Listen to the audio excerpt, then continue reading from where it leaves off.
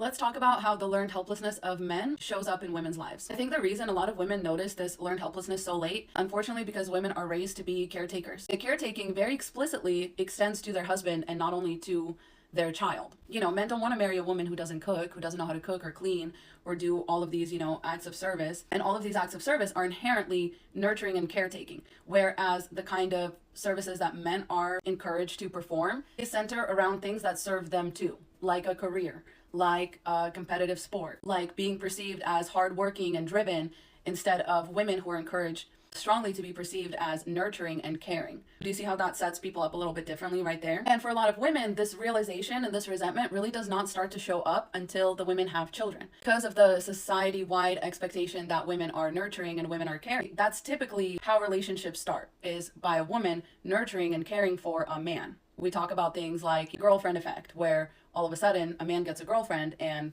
his style becomes better, he gets a more flattering haircut, she starts doing his skincare for him, she starts encouraging him to apply to a better job, she helps to support him while he works that job and make sure that he comes home to a certain ambiance. All that stuff's easy to do because these are the gender roles as they have been presented to us. Where a lot of this starts to go off the rails is when hardships are introduced. So a lot of what women do, I think they do with the implicit understanding that what they are doing is of high value to men or is perceived as a contribution by men. But what women forget is that men have been pitted against women's work their whole entire life. The reason that your man doesn't all of a sudden start helping out when a baby comes along or when you are sick or there's pressure on the situation is precisely because they don't take that stuff as a sacrifice. They take it absolutely for granted while considering everything they do to be an actual sacrifice, because that is what we're taught in society. We're taught that, strollers and kitchens and little, cooking gear and nursery, nurturing and decorating, we're taught that all of that is girly, it's womanly, it's feminine. And men are taught that those things don't have any inherent value because they are told explicitly not to do them. But women can't be liberated until men are, until everything that's associated with women and women's work and women's contributions isn't downplayed because we live in a patriarchy and because we value masculinity in any and all of its forms, especially toxic, over any kind of femininity. So men don't want to be seen as doing the women's work. But at the same time, they're totally fine if their wife goes and works a 40-hour-a-week job, even though that's typically been viewed as a man's work. All that gender roles really do is demonize women and give power to men by allowing them to reject feminine traits as if they are some kind of a disease that will make them weaker, less manly, turn them into a woman. And we don't talk about why are we demonizing women like that? Why is the worst thing that a man can be actually a woman? Not a murderer, not a rapist, not an assaulter, not a cheater, not a thief, none of those things. The worst thing that he can be is a woman or a man who's also into men. Those things are very, very difficult to deal with, especially in the modern day as a woman, where you also go to work. You're supposed to be okay with your man letting you live in your masculine and working all day, and then he wants you to come home and also be in your feminine. At the same time, he doesn't want to help to upkeep the house. He doesn't want to help nurture your children. He doesn't want to think about your future. He doesn't want to make your home a nice place to live in.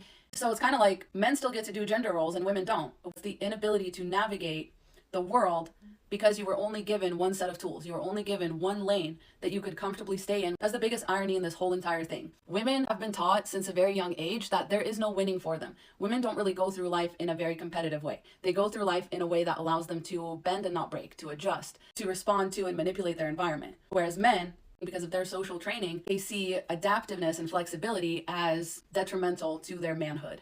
And so they don't really learn, they don't really grow, they take everything for granted, and they only think about themselves because these are the hallmarks of a real man. And what matters a lot more to a lot of these men than what you as a woman think about him or as his wife or as his partner or as his girlfriend is what are all the other men gonna think? That's why they experience this learned helplessness in so many areas, because really any area of your life can be attacked for not being masculine enough. No matter how much you try to make every single part of it masculine, there can always be something wrong with that picture.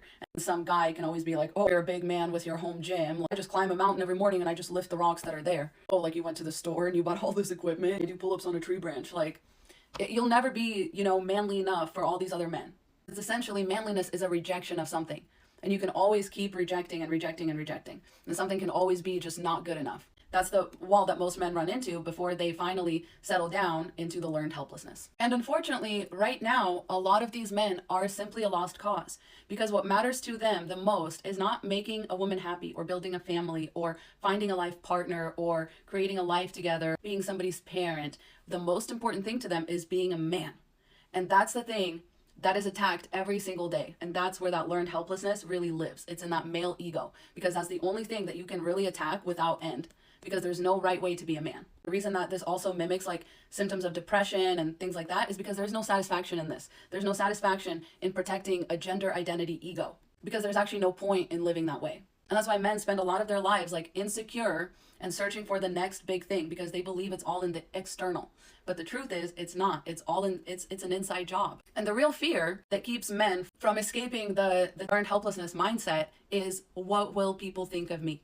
This just means that your husband will not view it as manly to take care of his own children. Your husband will view it as your job and not a man's job to clean the house, to keep the house clean, because he does not want to hear it from his male coworkers. Oh, are you Cinderella over at your house? You coming home, you're cleaning every night. Oh, do you put on your little apron when you cook for your wife and for your family? They don't want to deal with that. They don't want to be told these things. They don't want to be made fun of. This is unsustainable. And this is why I tell women, you need to leave men like this, because they're on the path of least resistance. They just want to be safe where they have been told that they will be safe. They don't actually care how their safety impacts the lives of those around them. How when they tell their wife or their partner, it's your job to take care of the baby, it's your job to cook and clean and all that, they don't care how it impacts her. They only care how being able to say, oh, I don't cook and my wife takes care of the baby and all that stuff, they just care about how that makes them seem more like a man in the eyes of other men. They don't care that the very person that they live with, they share a home, a life, and children with, is suffering because they will not lift a finger to do their part. I'm not even going to say to help, because what the fuck, who are you helping? You're supposed to be doing your part and you're just simply not doing it because of what other men will think. Like, that's fucked up and that's embarrassing. So as a woman, do not end up in that situation. If a man is okay with you taking care of him, like you're his mommy, while you guys are dating, before you guys have any children, before any kind of tragedy strikes, just know that that is not going to change. He expects that from you, baseline default.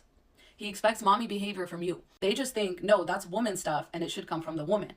And what I'm going to do is man stuff. She can go to work, that's fine, but I'm not going to do any of the domestic labor, because it's okay for her to do masculine things, but it's not okay for me to do feminine things. And if your man has that mindset, then he has that learned helplessness. And he is always going to think, what are people going to think of me? And how is this going to impact my masculinity in the eyes of other people? He's going to be useless and entitled and angry when he's called out on it, because all of these things, like improving somebody else's life, like being selfless instead of entitled, like introspective and having good emotional regulation and being able to deal with your feelings, are not really ever things that they plan on doing ever.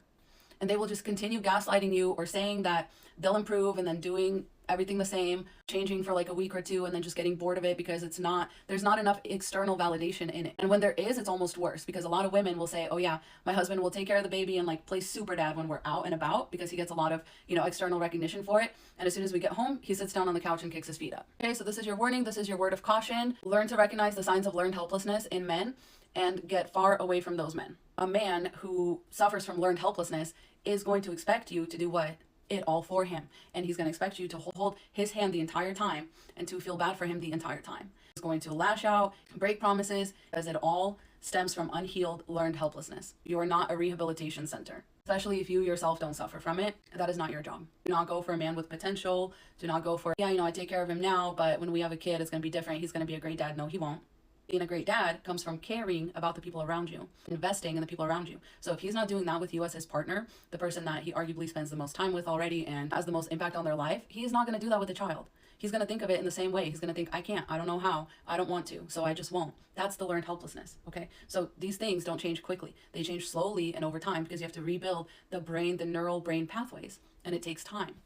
For a lot of men in this situation, it's not only as simple as rebuilding your brain pathways, it's undoing the harmful effects of the patriarchy and learning to accept both masculine and feminine as neutral energies and not as gender characteristics or as defining gender roles. The masculine and feminine principle is how everything works in the universe. Rejecting one and holding on to the other, it's like rowing a boat only on one side. No matter how fast you row, you're gonna spin in a circle. The only way to do it is to row on both sides or to have two paddles. You know what I mean? Because otherwise you're just not getting anywhere. This one-sided approach of men will be masculine and women will be feminine is so outdated. It's so old. It's so decrepit. The biggest thing to remember is you can't help someone out of their learned helplessness. The help needs to come from inside the house because the call is coming from inside the house. Stay safe out there. Love you. Godspeed. Mwah.